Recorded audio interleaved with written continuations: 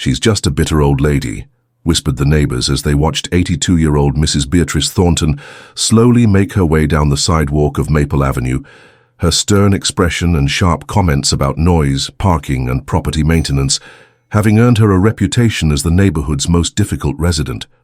What none of them could have imagined was that the woman they dismissed as a cranky complainer was actually Dr.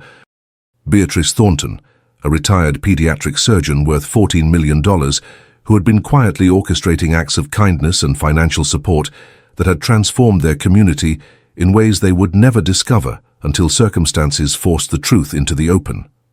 Mrs.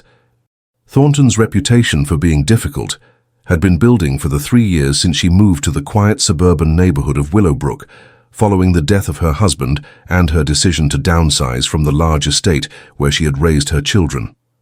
Her daily walks invariably resulted in pointed observations about unkempt lawns, improperly placed garbage cans, and the volume levels of children playing in yards, comments that had convinced her neighbors that she was nothing more than a lonely, elderly woman who found purpose in criticizing others. The morning confrontation that would eventually reveal Mrs. Thornton's true nature began when she approached the Martinez family's front yard, where 8-year-old Sophia was crying on the front steps while her mother Carmen tried to comfort her. Mrs. Thornton's first instinct was to continue walking.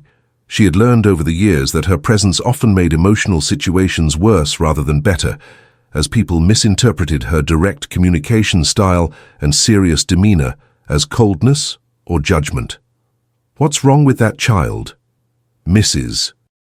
Thornton asked Carmen Martinez, her voice carrying the authoritative tone that had once commanded respect in hospital operating rooms, but now seemed to trigger defensive responses from neighbors who didn't understand her background or intentions. "She's been crying for 20 minutes and the noise is carrying throughout the entire neighborhood." Carmen's response was immediate and sharp, reflecting months of accumulated frustration with what she perceived as Mrs. Thornton's constant criticism and lack of compassion for families trying to manage normal childhood challenges. "Mrs. Thornton, Sophia is upset because we can't afford to send her to the summer science camp that all her friends are attending. Sometimes children cry and sometimes life is difficult, and I don't need commentary from someone who clearly doesn't understand what it's like to struggle financially." The accusation that Mrs. Thornton didn't understand financial struggle was particularly ironic, given that she had grown up in poverty so severe that her family had sometimes gone days without adequate food, and her path to medical school had required working multiple jobs while maintaining perfect grades to earn the scholarships that made her education possible. Her current wealth was the result of decades of careful saving, strategic investments, and a successful medical practice that had allowed her to accumulate substantial assets while maintaining a modest lifestyle. What Carmen didn't know was that Mrs. Thornton had been observing the Martinez family's situation for months, noting the subtle signs of financial stress that appeared in delayed home maintenance, the older model car that frequently needed repairs, and the careful way Carmen managed household expenses. Mrs. Thornton had also noticed Sophia's exceptional academic performance and her obvious interest in science, qualities that reminded her of her own childhood fascination with learning, despite the obstacles that poverty had created. The summer science camp that Sophia couldn't attend was the Regional Youth STEM Academy, a prestigious program that cost $1,200 for 4 weeks of advanced instruction in biology, chemistry, and physics. Mrs. Thornton had researched the program extensively after overhearing Sophia talking to friends about her disappointment at not being able to participate. And she had already begun making arrangements to fund Sophia's attendance through an anonymous scholarship that would appear to come from the camp's financial aid program. Mrs. Thornton's approach to helping neighbors was necessarily indirect, as her previous attempts at direct assistance had been met with suspicion, pride-based refusal, or assumptions about her motivations that made genuine help impossible to provide. She had learned that her personality and communication style triggered negative reactions that prevented people from accepting support they desperately needed, so she had developed elaborate systems for providing anonymous assistance that couldn't be traced back to her. The Martinez family was one of 7 households on Maple Avenue that had been receiving various forms of help from Mrs. Thornton without knowing the source of their good fortune. The Johnsons at 1247 had received anonymous grocery deliveries during Mr. Johnson's unemployment period. The elderly Mr. Chen at 1251 had been getting lawn care and snow removal services that he believed were provided by a community volunteer program. The Thompson family at 1253 had received school supplies and clothing for their 3 children through what appeared to be random acts of kindness from local charitable organizations. Mrs. Thornton's reputation as the neighborhood's bitter old lady actually served her philanthropic purposes well, as it ensured that no one would suspect her of being behind the various anonymous gifts and services that had been improving their lives. Her sharp comments about property maintenance often preceded mysterious repairs that homeowners discovered had been completed overnight. Her complaints about children's bicycles left in driveways were typically followed by the appearance of new bike locks and safety equipment that helped families protect their property. The medical expertise that Mrs. Thornton had developed during 43 years as a pediatric surgeon had given her unique insights into child development, family stress, and the ways that financial pressure affected children's health and educational outcomes. Her observations of the neighborhood children weren't the idle criticisms of a cranky elderly woman, but the professional assessments of someone who understood how environmental factors influenced child welfare and development. Sophia Martinez's situation was particularly concerning to Mrs. Thornton because the child's obvious scientific aptitude and academic motivation were being constrained by family financial limitations that could permanently affect her educational trajectory. Mrs. Thornton had seen too many bright children from low-income families miss opportunities that could have changed their lives, and she was determined to ensure that Sophia's potential wasn't wasted due to circumstances beyond the child's control. "Mrs. Martinez," Mrs. Thornton said, her voice softening slightly as she recognized the defensive pain in Carmen's response, "I'm not criticizing your family's financial situation. I'm asking because I've observed that Sophia is exceptionally bright, and I want to understand what's preventing her from accessing educational opportunities that might help her develop her abilities." Carmen looked surprised by the shift in Mrs. Thornton's tone and the apparent insight into Sophia's academic strengths, but her guard remained up due to months of interpreting Mrs. Thornton's comments as complaints rather than expressions of genuine concern or interest. The pattern of miscommunication that had developed between them reflected broader neighborhood assumptions about Mrs. Thornton's character and motivations that prevented anyone from recognizing the care and generosity that actually motivated her daily observations and interactions. As Mrs. Thornton continued her conversation with Carmen Martinez, she reflected on the decades of experience that had taught her to recognize both exceptional potential in children and the family circumstances that could either nurture or constrain that potential. During her 43 years as a pediatric surgeon at Metropolitan Children's Hospital, she had operated on thousands of children from every economic background, and she had learned that intellectual brilliance and academic curiosity existed equally across all social and financial circumstances, but that opportunities to develop those gifts were distributed very unequally. Mrs. Thornton's own journey from poverty to medical success had begun in circumstances that paralleled many of the families she now observed in her neighborhood. Born in 1941 to parents who worked multiple low-wage jobs, she had demonstrated exceptional academic ability from early childhood. But her family's financial situation had made every educational opportunity a struggle that required scholarships, part-time work, and sacrifices from the entire family. Her path to medical school had been particularly challenging, as few women and even fewer black women were admitted to medical programs in the 1960s. The anonymous assistance systems that Mrs. Thornton had developed for helping her neighbors were sophisticated and carefully researched, designed to provide meaningful support while maintaining the dignity and autonomy of the families she was helping. She worked with local businesses, charitable organizations, and service providers to create networks that could deliver help in ways that appeared random or coincidental rather than targeted charity that might trigger pride-based resistance or uncomfortable feelings of obligation. For the Martinez family, specifically Mrs.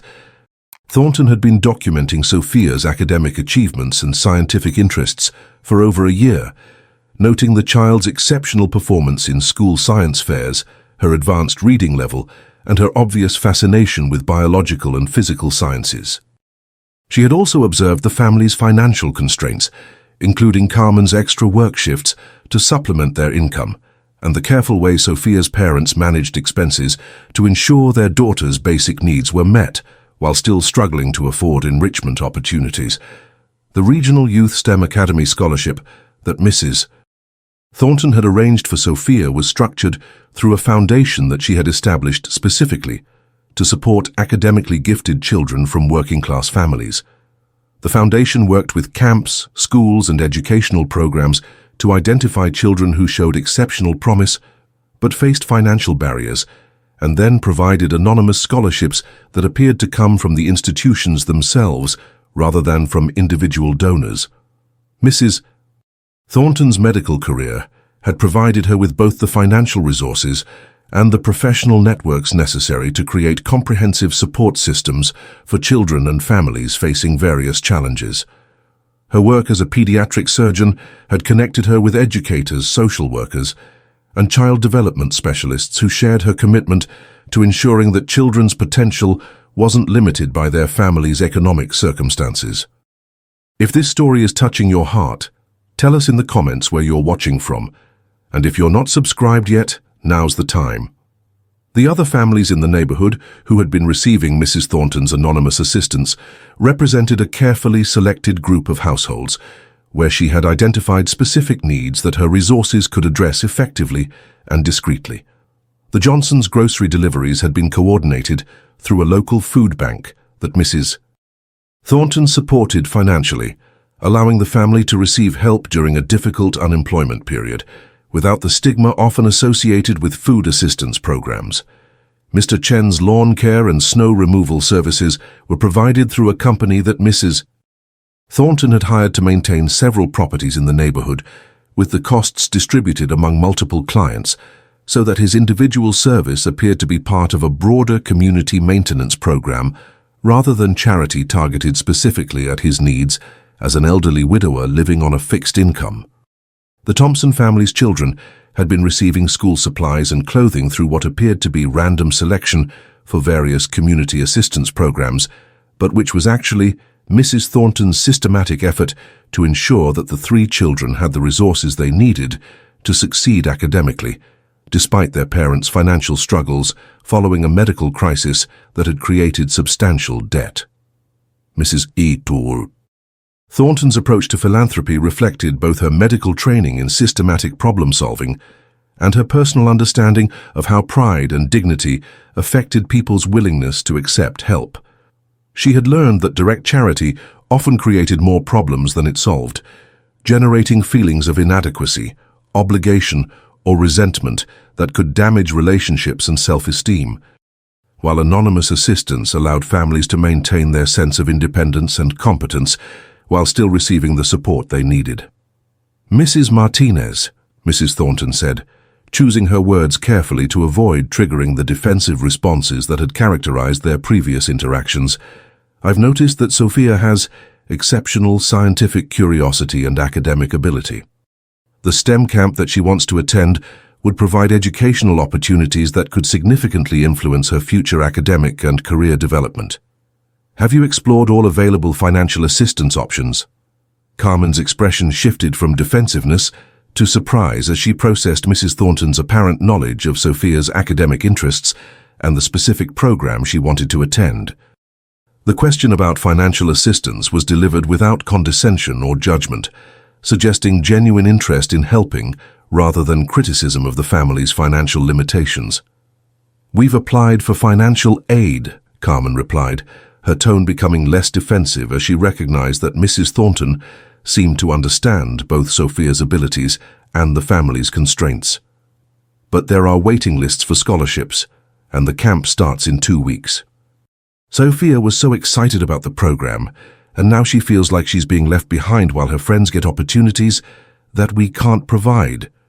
Mrs. Thornton nodded, with understanding that came from both professional experience working with families facing similar challenges and personal memory of childhood disappointments, when financial limitations prevented educational opportunities she had desperately wanted to pursue. Her response would need to be carefully calibrated to provide information and encouragement, without revealing her role in creating the solution that Sophia would soon receive. Financial aid situations can change quickly, Mrs. Thornton said, particularly as camp start dates approach, and some families make different decisions about participation. I would encourage you to maintain contact with the program coordinators and to ensure that Sophia understands that her worth and potential aren't determined by any single opportunity, regardless of how disappointing the current situation might feel. The advice was both practically useful and emotionally supportive, reflecting Mrs.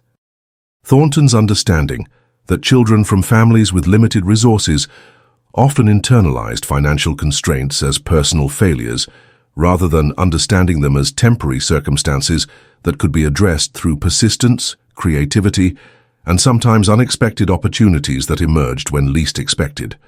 The phone call that would change everything came 3 days after Mrs.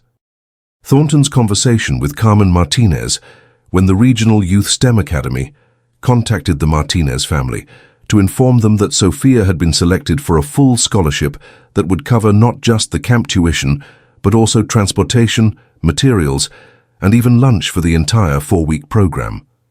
The timing seemed miraculous, and Carmen's excitement was tempered by confusion about how such fortune could have arrived so suddenly after months of waiting list disappointment. Mrs. Martinez, the camp coordinator, explained over the phone, Sophia's application was reviewed by our scholarship committee, and her academic achievements and demonstrated scientific interest made her an ideal candidate for our emergency financial assistance program. The scholarship became available when another family decided not to participate, and Sophia's qualifications made her the obvious choice for immediate placement. Carmen shared the news with Sophia, whose excitement and gratitude created the kind of joyful commotion that drew attention throughout the neighborhood, including from Mrs. Thornton, who was conducting her afternoon walk past the Martinez house at precisely the moment when the family was celebrating on their front porch. Carmen's first instinct was to share the good news with someone, and despite their complicated relationship, Mrs. Thornton was the only neighbor present to witness Sophia's happiness. "Mrs. Thornton," Carmen called out, her voice carrying genuine warmth for the first time in their interactions, "Sophia just got a full scholarship to the science camp. I don't know how it happened, but someone must have been looking out for her. Maybe you were right about financial aid situations changing quickly." Mrs. Thornton's response required careful navigation between acknowledging Sophia's achievement and maintaining the anonymity that was essential to her philanthropic approach. Her satisfaction at seeing Sophia's joy was complicated by the recognition that her bitter old lady reputation was both protecting her privacy and preventing her from sharing in the community celebrations that her generosity had made possible. "That's wonderful news, Mrs. Thornton replied, her voice carrying genuine warmth that surprised Carmen with its emotional depth. Sophia's scientific curiosity and academic dedication deserve recognition and support. The camp will provide her with educational opportunities that could influence her entire academic trajectory." The conversation marked a turning point in Carmen's perception of Mrs. Thornton, as the older woman's obvious knowledge of Sophia's abilities and her articulate discussion of educational opportunities revealed depths of understanding and investment that contradicted the dismissive, bitter old lady characterization that had defined their previous interactions. Over the following weeks, as Sophia attended the STEM camp and returned home each day with stories about advanced experiments, microscope work, and college-level scientific concepts, Carmen began to pay closer attention to Mrs. Thornton's daily walks and comments about the neighborhood.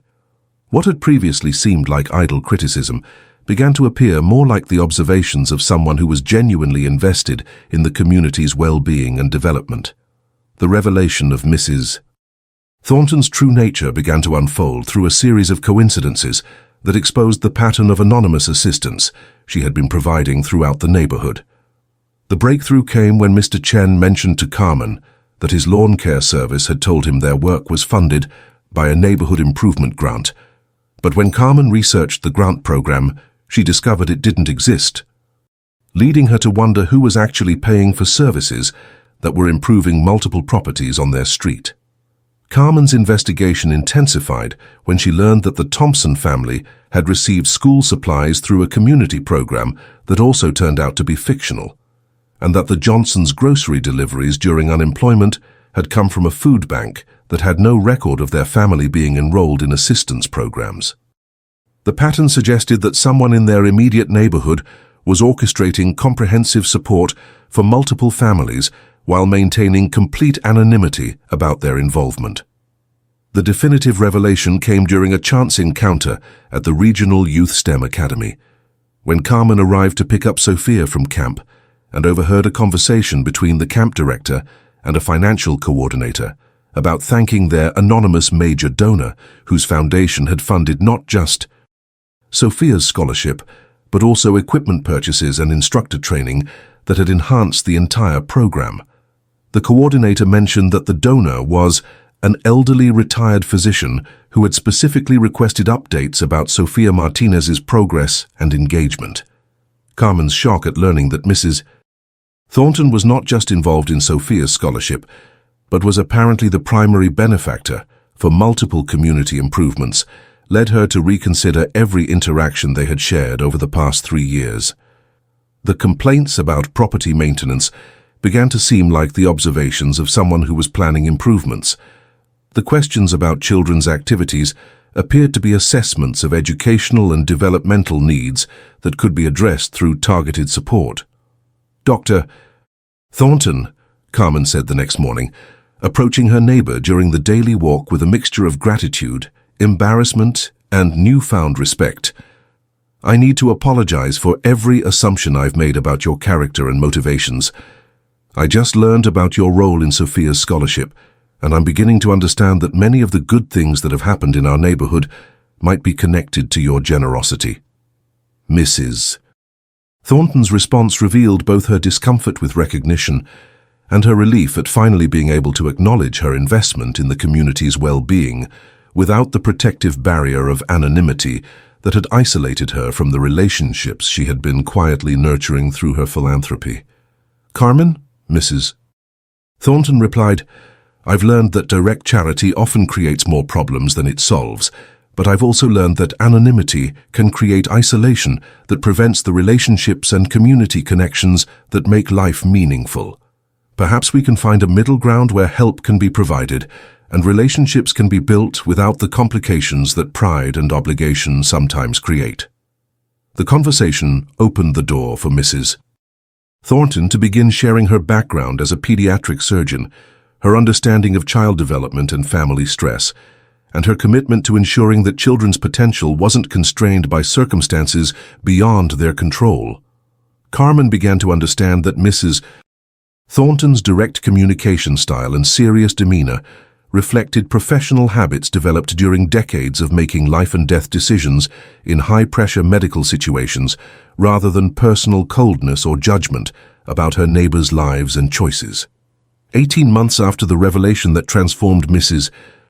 Beatrice Thornton from the neighborhood's bitter old lady into its most beloved mentor and community guardian, the annual Willowbrook Community Appreciation Dinner was held in the renovated community center that had been funded through her foundation and named in honor of her late husband, Dr. James Thornton. The event brought together over 100 families whose lives had been touched by Mrs. Thornton's quiet generosity, creating the kind of intergenerational community celebration that she had envisioned when she first moved to the neighborhood, seeking connection and purpose in her retirement years. Sophia Martinez, now 10 years old and thriving in her advanced science program at the local magnet school, served as one of the evening's featured speakers, sharing her experience at the STEM camp and her dreams of becoming a pediatric surgeon like her mentor, Dr. Thornton. Sophia's presentation included a detailed explanation of her current research project on childhood cancer treatments, work that had been inspired by learning about Mrs. Thornton's medical career and supported through ongoing mentorship that had developed into a surrogate grandmother-granddaughter relationship. "Dr. Thornton taught me that science isn't just about experiments and equations, Sophia told the gathered families, her confidence and articulation reflecting the academic and personal growth that had resulted from 2 years of encouragement and educational support. It's about using knowledge to help people and solve problems that make life better for everyone in our community. The community center where the dinner was held had become a hub for educational and social programming that served families throughout the broader Willowbrook area, with Mrs. Thornton's funding supporting after-school tutoring, senior citizen services, and family support programs that addressed the kinds of challenges she had observed during her daily walks through the neighborhood. The center's pediatric health clinic, staffed by volunteer medical professionals, provided free screenings and basic care for children whose families struggled with healthcare access and costs. Mrs. Thornton's integration into the community had transformed not just her own social isolation, but also the neighborhood's understanding of how individual expertise and resources could be shared to create collective benefits that improved life for everyone. Her medical background had proven invaluable in helping families navigate healthcare systems, understand treatment options, and advocate for appropriate care for their children, while her financial resources had enabled systematic improvements in educational opportunities and community infrastructure. The other families who had been receiving Mrs.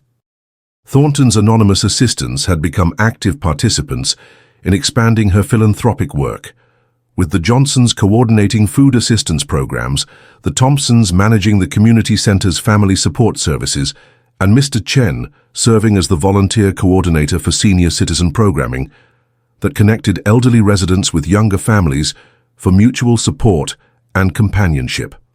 Carmen Martinez had become Mrs. Thornton's closest collaborator in identifying and addressing community needs, using her skills as a bilingual social worker to help connect immigrant families with resources and services, while also serving as a cultural bridge that helped Mrs. Thornton understand the specific challenges faced by families from different backgrounds. Their partnership had demonstrated how cross-cultural relationships could create more effective and inclusive approaches to community development and support. If this story moved you, don't stop here. Click the next one, subscribe, and share this with someone who still believes in kindness. The neighborhood children who had benefited from Mrs. Thornton's educational support had formed an informal mentorship network, with older students helping younger ones with homework and academic planning, while also participating in community service projects that gave them opportunities to contribute to the neighborhood improvements that had supported their own development.